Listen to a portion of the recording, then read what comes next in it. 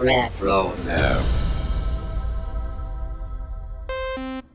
Hi, this is Fred Tatasciore, and you're listening to Dennis and Jay on Podcast Stardust. The Force is strong with both of them.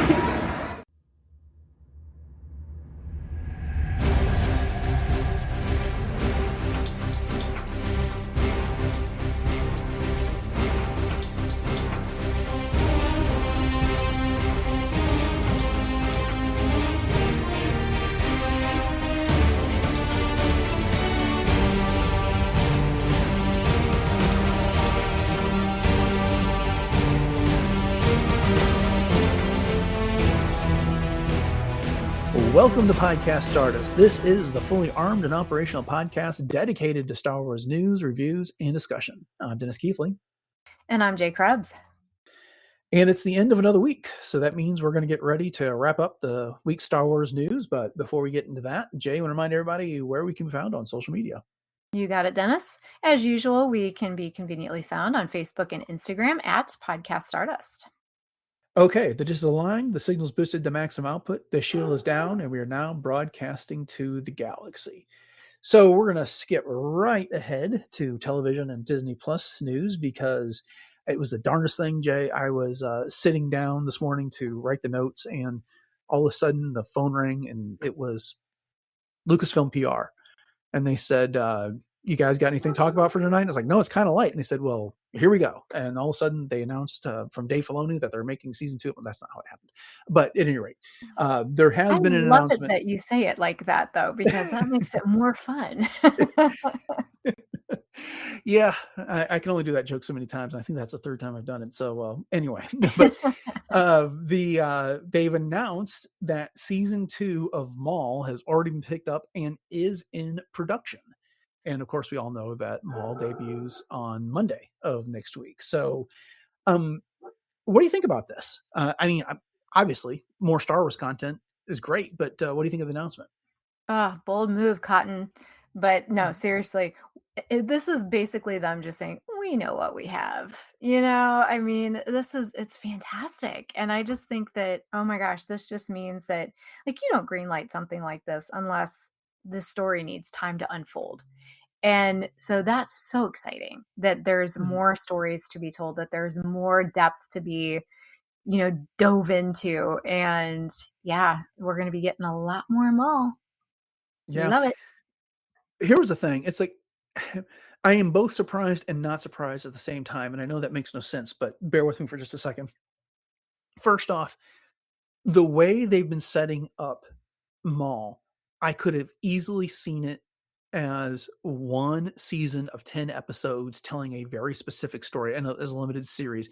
And that would have made complete sense. What was it that Maul did after the Clone Wars? Last we saw him, he was being taken into custody by the Republic after Ahsoka defeated him at the Siege of Mandalore, right?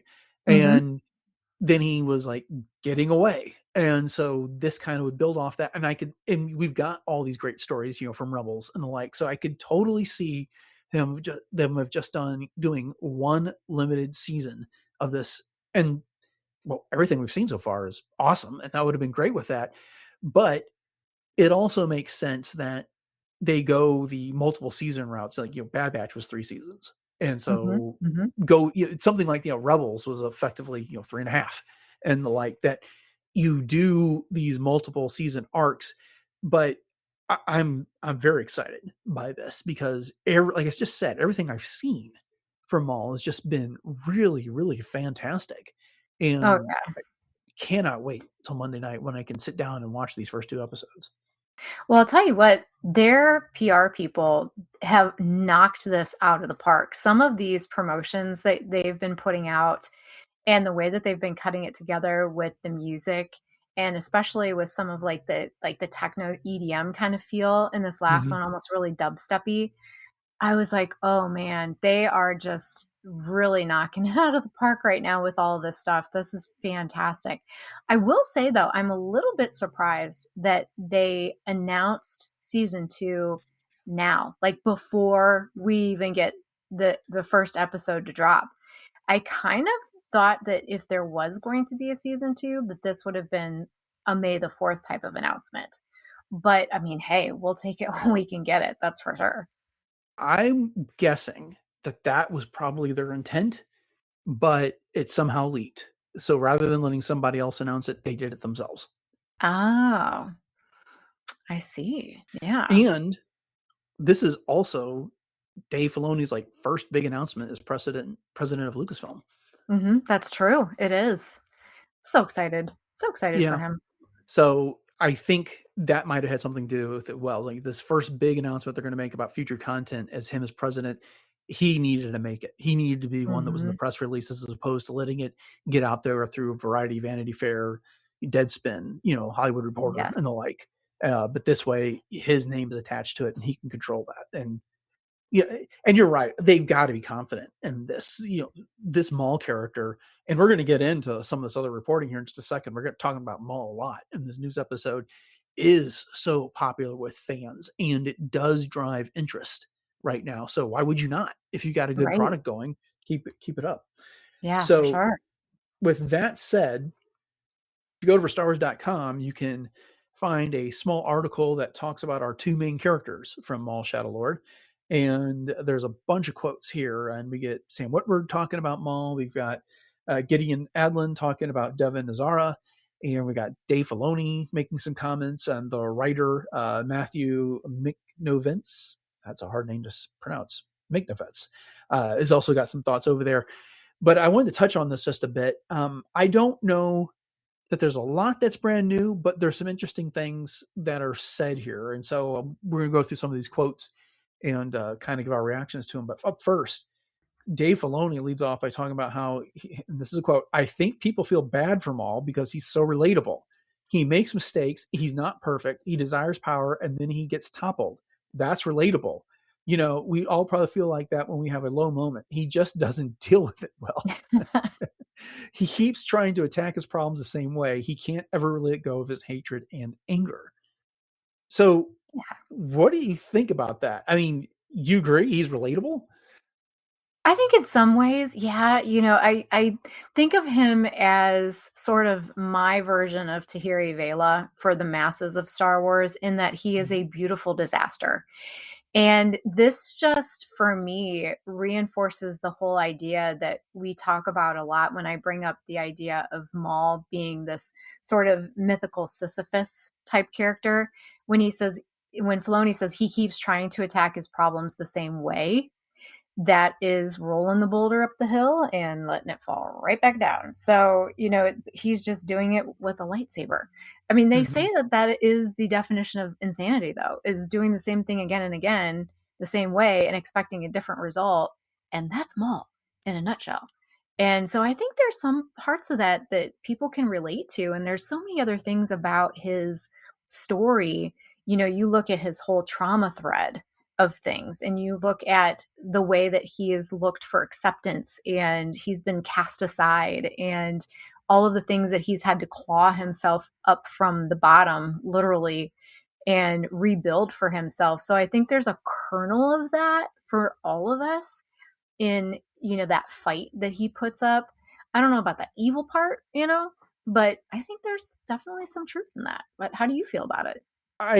You basically said what I wanted to say in a different way, which is there's a kernel of truth to that. I don't know that I can agree that Maul is wholly relatable because, and this will get to a comment that Sam Witwer made in just a second, but I think people feel bad for Maul because he's so relatable. I don't know. When we met Maul, he was an assassin tracking down the Queen and trying to destroy the Jedi and stuff like that. Can't relate to that. The way he deals with his problems is completely not relatable. We all get angry at times and sometimes we lose control of our emotions, but I have never ran the love of my opponent through with a lightsaber as a response to frustration and the like. So I have neither. Yeah, I thought I knew you well, and I'm pretty glad to hear that you've not done that. But yes, I do think there's a kernel of truth to that we see a guy who was discarded, and we've all been discarded, by the not by the Emperor, but we've felt that rejection in the past. We've seen our attempts to build something and create something get destroyed. and then we attempt to impose our will on things, and it doesn't work out.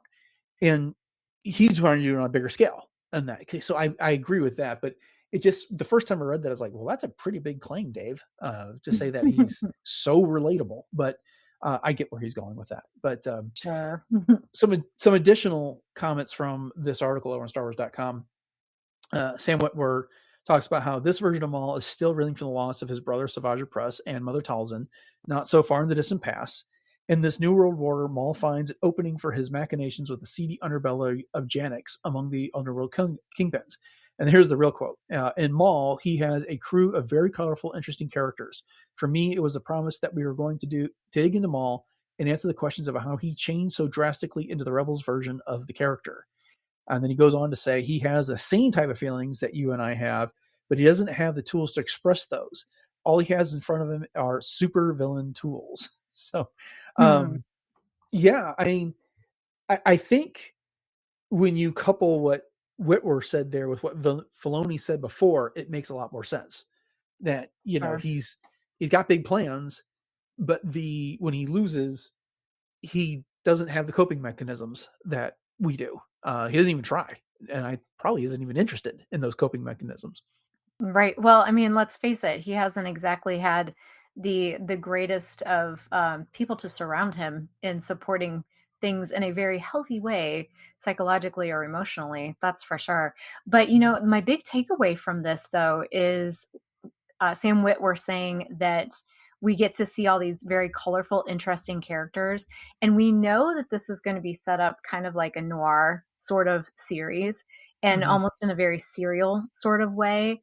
And so that one phrase right there just gets me so excited for all of the almost like the Saturday morning serial type things that, maybe we'll get out of this with every episode. So, we talked about this being very episodic in that, is it going to truly carry over from one episode to the next to the next? Yeah, I think there's definitely going to be some things that tie it together. But then I also think that this kind of lends into the idea that maybe there will be more of a wrap it up kind of feeling at the end of each episode as well. But what do you think? Hard to say. I'm looking at the trailers for this that we've seen so far, and we know our big characters are Maul and Devon Izara. And just, I'm getting the feeling that there is, yes, I think there's going to be, as I'm talking this out, I think there's probably going to be an overarching story across the 10 episodes, but then individual obstacles to be taken care of every couple episodes in that regard. I don't, so maybe it's not episodic, but maybe it's going to be handled like they do with the Clone Wars, where it may be 2 episodes or 3 episodes for an arc to get through stuff. Yeah, and I like that. I like that style of storytelling. But I hope that they do it in a time manner where it follows, A to B to C. Whereas, as we know with the Clone Wars, it sort of jumped around all over the place. And I think a lot of that was just because the way that they told the story. But I think they have a much clearer map, I guess you could say, of how they want this story to be told, I think, from all. And that's pretty exciting. Sure. So the next quote we get out of this is from Dave Filoni, who describes Maul this way. He says, he's charismatic, amazingly powerful, and talented. These are all appealing things. And frankly, that quote should have been up there with the first one about how he's so relatable, because I think those things are the bigger draw for Maul than maybe the relatable things on this character. Because when just thinking back to the Phantom Menace, when we first saw that trailer and Maul shows up as those hangar doors open and then he ignites the double-bladed lightsaber, when you saw that trailer in theaters, you got you had the big ooh experience there, right? And then the fight scenes from the Phantom Menace were so next level compared to what we saw in the Star Wars movies that preceded it. And just the buzz that came out when we got that character back in the Clone Wars.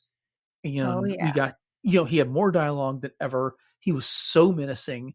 The voice that Witwer does for him, it's just one of those things where it's like they found the perfect combination, right? You have the voice actor to play that role. It's, same thing happens with Hondo Ohnaka, and same thing, countless characters in Star Wars. You get just the right actor for those things. And I think those are things that really make him so popular with Star Wars fans. Yes, and he is charismatic. I mean, that's one of Mhm. the number one things I think that does draw people to him is that he is and, as Dave said, amazingly powerful and talented, and I would also add to that, like I like to say about Maul, he is wicked smart. Mhm.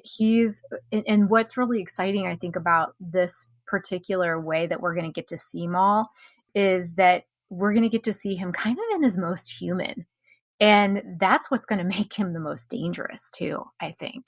And so Mhm. I think that maybe that's where the relatable part comes in a little bit more, maybe from Dave throwing that in there. And so, yeah. Oh, so good. So good. Right. Indeed. And then turning to Devon Izara, of course, the Twi'lek Padawan that's in this show. Gideon Adlon goes on to talk about her that Devon Izara is a Jedi in a post-Order 66 world, and she is filled with great angst. She's a teenage girl living in a world where she's trying to decipher right from wrong. That, I think, speaks to the experience of every teenager in some Angst? fashion.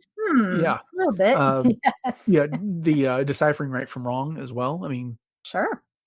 you have to grow up fast as a teenager, and you get presented with a steady diet of more and more responsibility as you take over your own life, and you don't necessarily have all the tools to do that. And when That's you true. throw Order 66 for a Jedi on top of that, I could see how that would be a super challenge. Yes, And and then, I have to say that for Devon Azar, this is going to be one of those characters I think that is not going to be treading lightly on the Star Wars mythos. She's yeah, gonna make her mark. I just feel like this is a character that is going to have lasting impressions on all of us. yes. And here's the thing I was thinking about, because to pull back the curtain, we're getting ready to discuss 2 episodes of the Clone Wars in our next couple episodes. And I watched this or read this interview, and then I was thinking about the Clone Wars, and I was like, I feel an intrigue for this character the same way we did for Ahsoka before we got to know her, which Mhm. is, who is this Padawan that we've never met before, didn't show up in any other movies or anywhere else? So what is the ultimate fate of this character going to be? Because Yes. we all expected at any episode or any season for years for that to be it for Ahsoka.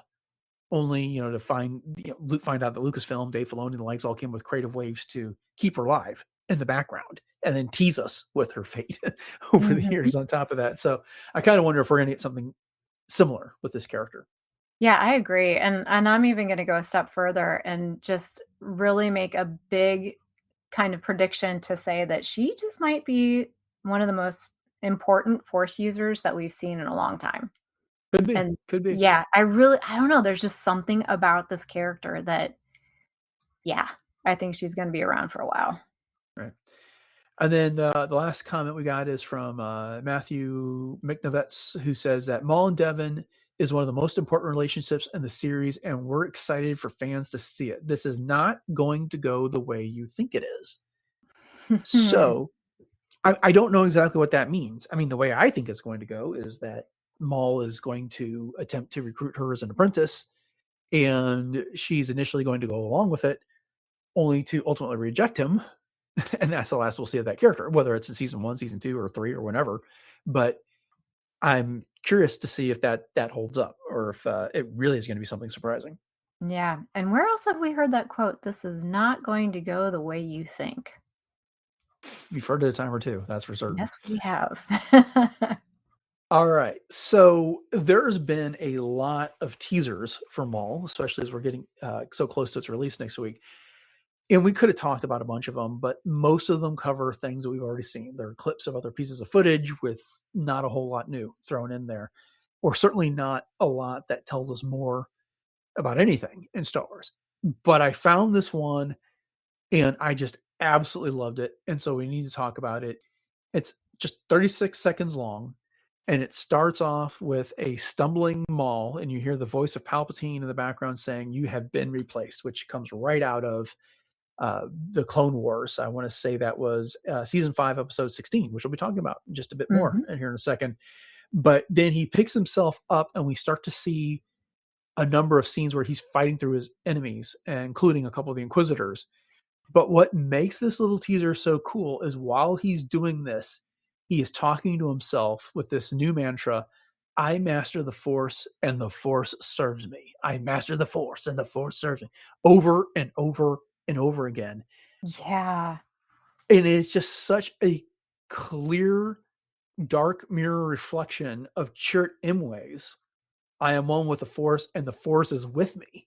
But Oh, the yeah. Sith version is I master the Force and the Force serves me. This was brilliant. This was Oh, so yeah. cool.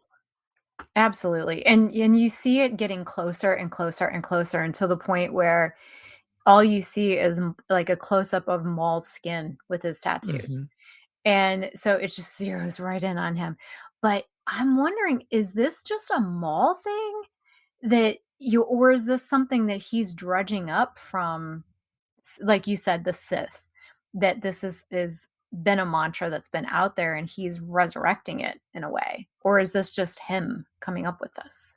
Either way, it's so awesome. I don't know for certain. My instinct is telling me this is a Sith thing, Mm-hmm. and we'll find out more about it as we get into the show. But I don't care. As the way they tease it, it's just I just love it because we're all so familiar with the I am one with the Force and the Force was with me Right. mantra, that this has the same cadence and the same rhythm there, and it is the obvious dark side reflection of that line. And for them to think that, the dark siders, just like there's a Jedi code and a Sith code, we've been talking about that a bit in our Darth Bane coverage, for them to come up with this and integrate it into the show was a brilliant move, because it just calls to mind all those other aspects of Star Wars that we all know so well. Oh, for sure. I mean, the whole idea of, the yin yang kind of light, dark. And then, of course, you have the Jedi code and the Sith code. So there should be a different mantra. And Mhm, whew, it was, like you said, just gives you the chills hearing him say it. mhm, mhm. And then I found this behind the scenes commentary about Maul from Dave Filoni, and it focuses on an episode of the Clone Wars and an episode of Rebels. So, as I was just hinting at a bit earlier, the episode he talks about from the Clone Wars is from season 5, episode 16, which is called The Lawless. And this is part of the Mandalore arc where Maul's essentially conquered the planet with the Death Watch and his criminal cartel that he's built. But at the end of that episode, Sidious shows up, and Dave has some interesting things to say about that this is something that they've been wanting to do for a while, but they had to wait until they could get the animation right for Sidious, because they couldn't get his cloak to work right. They didn't have that model developed. And so Sidious had always been portrayed in a hologram Mm-hmm. prior to that. So that was pretty good. And so they had to make sure that Sidious looked good. And then they also had to be very careful with this, because they didn't want to risk changing how he appeared or how that character was interpreted in the movies with these scenes. But it was important to George Lucas and important to them that they give Star Wars fans some idea about how the rule of two works in all this. Yes. So we're seeing that classic fight between Sidious on one side and Maul and Savage Opress on the other throughout all of this. And we just get all the stellar commentary from Dave Filoni while it's happening. As much as I love all those little featurettes he puts on that they got from him on StarWars.com and the episode guides, this was just, I could listen to him do this for every episode, just all episode long. Give us the supervising director commentary from Dave Filoni for every episode. I would just love to hear it. Well, I hope that they do. And, that's something that we really missed quite a bit, over the years, is just having Dave basically talk to us about how things came to be and what the creative process was and why they made the decisions that they made. And, it's harkening back to those featurettes that we got in the Clone Wars, which of course we're going through our own Clone Wars rewatch right now. And, I'm just thinking ahead as we're discussing our Mortis arc and just watching those. This is very reminiscent of that. And just the fact that, Dave has always been very cognizant and intentional about the way that he does things and preserving the way that George did it. Mhm. And I just think that that's so important. And I'm not saying that those that have come since have thrown things out the window. I know some people would argue that, but I do think that realistically Dave is the best at that. And he has his own ideas, yeah, and he wants to break ground and he wants to do some things that are outside of the box, but I mean at the end of the day, he preserves what the soul of Star Wars is. And I Yeah. respect that so much. Yeah. Yeah. Well, he worked so closely with George Lucas on this Right. series, so Yeah. makes sense. But here's like the big takeaway from this entire fight is that he was pointing out that Maul and Oppress really had no chance of beating Sidious because Sidious is always willing to go lower than they are. That while Maul is an even evil guy, he's not quite as evil as Sidious is Mhm. in this. And Sidious doesn't have any compassion, but he's he's not just going to kill Maul because he's got other plans for him, which he says, "Oh, I'm not going to kill you. Don't. Yeah, I've got other plans for you." I can't remember exactly how that line goes there, but that again, it was this notion that as many despicable things as Maul has done, and we've talked about a few of them over the course of this conversation. There's still some things that some places he hasn't gone that Sidious is willing to go in the course of a fight, and Oh, so yeah. that was illustrative. Oh, that was Um, awesome. And just the fact yeah. that Sidious basically showed up to reassert the rule too, Mhm. and to kind of put Maul in his place. Yeah. You have been replaced and you are Yes. no longer my apprentice. So, he got rid of Maul's own apprentice and then basically confirmed to Maul that you have no shot at getting your spot back and Mhm. I'm going to use you in some other way. So Yeah. I Yeah. so love that episode. Can't wait till That's next so time you and I good. get to talk about it. But Mhm. then he turns the discussion to episode 22 from season 2 of Rebels, which is Twilight of the Apprentice Part 2. And a couple things that stood out to me from this discussion here is he talked about how Maul's design in Rebels was a little different, and he said it's a little bit more fun and stylized from the Clone Wars, and that his face is more of a Japanese demon mask style, which he called Hanya, which I have to admit I'm not particularly familiar with that, but yeah, there is a clear difference in the way Mhm. that he was illustrated. Now, I think when he talks about the Rebels animation, a lot of it was like based off the old Kenner toys and stuff with the way they designed a lot of things, but Yes. this goes beyond that. It does. And, it's crazy how different it is when you look at them sort of side by side or Mm. back to back, I guess is the best way to describe it, where you're seeing Maul in the Clone Wars and then you're seeing him in Rebels. And when you're watching Rebels, I guess you didn't really think about how different he was in the way that he was stylized in that way. But now that you see it, it's such a stark, obvious kind of thing. Mhm, mhm. And then the other thing he focuses on there, and this I was glad he talked about because I think we're looking at something similar with the way he's going to be treating Devon Izara in Maul. But that this was the episode where they're on Malachor, and the Inquisitors have shown up there, and we've got Kanan and Ezra, Ahsoka, and Maul essentially against the Inquisitors. And this entire time, Maul is trying to push Ezra over the edge. Ezra's looking for more power to defend his family, but he's not really looking for um, dark side powers. He's not looking for that type of things, but he sees this as an opportunity to get the power he thinks he needs. And as Dave Filoni, talks about it, Maul's willing to do things he won't because misery loves company. And so that's why he wants Mhm. to push him over the edge. And then Filoni also points out that Maul's the only one that directly kills any of the Inquisitors in that episode, Yeah. Yeah. which I hadn't really thought about until he said that. Exactly. I know that's why I'm sitting here like dumbfounded because I actually had to rewind that and listen to it again and I thought, "Oh my gosh, is that right? That no Mm. one ever killed the Inquisitors except for Maul?"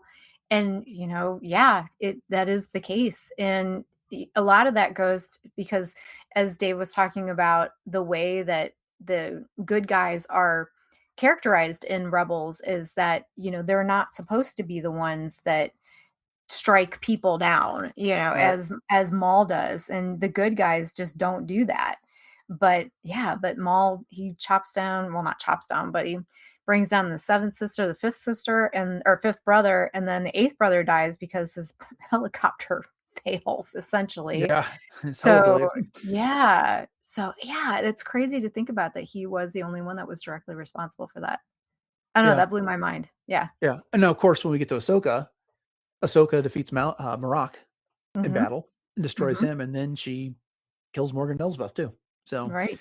something Right. changed along the way. But And it's when you think about Maul facing Inquisitors, how do you think he feels about Inquisitors? Because he's got to be looking at them like, you're filth. You're like, well, what yeah. are you doing? Well, believe he thinks that they're inferior, that they're not actual Sith. He had the opportunity to be a Sith and before he was cast out, and they aren't that. They're kept at a rung below the Sith. And so, yeah, I'm certain he feels superior. And given what we've heard of him say about the Empire, the Empire tried to kill me and he's going to get his revenge, but he needs a weapon. I think he sees attacking the Inquisitors as taking it out on the Empire. Mm-hmm. They're the de facto Empire when he's fighting them. So Yeah. And he's fighting to erase them, basically. yeah, Whew. I'm so excited for Maul. I can't wait. So This is going to be a great series. yeah.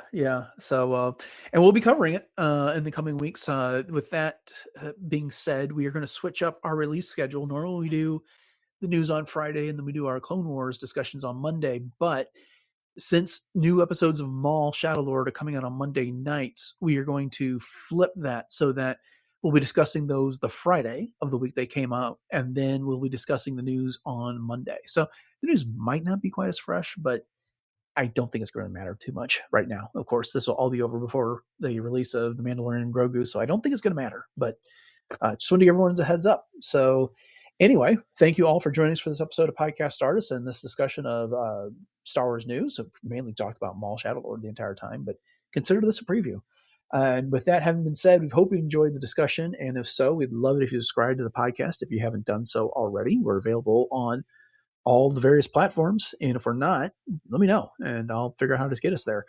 And we always appreciate your ratings and reviews. And if you want to find all the back episodes of the show, one of the best places you can do that is over at retrozap.com, where you can find all previous 1015 episodes. Special shout out to the Animaniacast. They just released a new episode for the first time, I think in like a year and a half, 2 years or so. Awesome. This past week, yeah, they're covering Bonkers right now and other things in the Toon universe. I can't remember how that they put it, so I listened to a little bit of that today, and it was good to hear them back. Jay, I want to go ahead and remind everybody what the rest of our social media contacts are. Absolutely. So we are at Podcast Stardust on all of your socials, including Facebook and Instagram. We also have some Pinterest boards for you to check out. And then we also have our 2 YouTube outlets, which includes both the traditional YouTube as well as YouTube Music. So please head over to both of those, like, subscribe, and share those out. We're also on Audible and Spotify. And like Dennis said, if there's somewhere that you'd like to listen to us and you're not finding us, we need to fix that. So please let us know. So you can drop us a line at podcaststardust@gmail.com. Or if there's anything else that's just not suitable for a Instagram message or the like, please do that there. And then if you'd like to support us even further, you can pick up one of our products over on TeePublic. We have 7 different show logo designs to pick from, and we have everything from apparel and coffee mugs and the like. And so you're bound to find something that you like. All right. What you got going on in cosplay? Well, over on my Instagram is j.snipscosplay, and I'm over there mostly as Ahsoka, but you can also catch me as Hera, 2 different versions, as well as the fourth sister, my original concept Mandalorian, and some other things. So been doing a lot of Ahsoka here lately, and I'm definitely going to be doing that throughout the spring. I've got a couple of different events and a photo shoot actually planned here coming up very soon. So you're going to be seeing a lot more of Ahsoka over there. All right. So upcoming on the show, it's all animation next week. On Monday and Wednesday, we're going to be getting into the 2nd and 3rd episodes from the Mortis trilogy, because we wanted to get that finished up before we got into Maul. And then on Friday, we'll be covering those first 2 episodes of Maul Shadowlord. I cannot wait for that discussion. Yeah. And so like I said, we're going to be doing those on Fridays until the series concludes. So with that, thanks for listening to episode 1016 of Podcast Stardust. Have a great weekend. And until next time, may the Force be with you.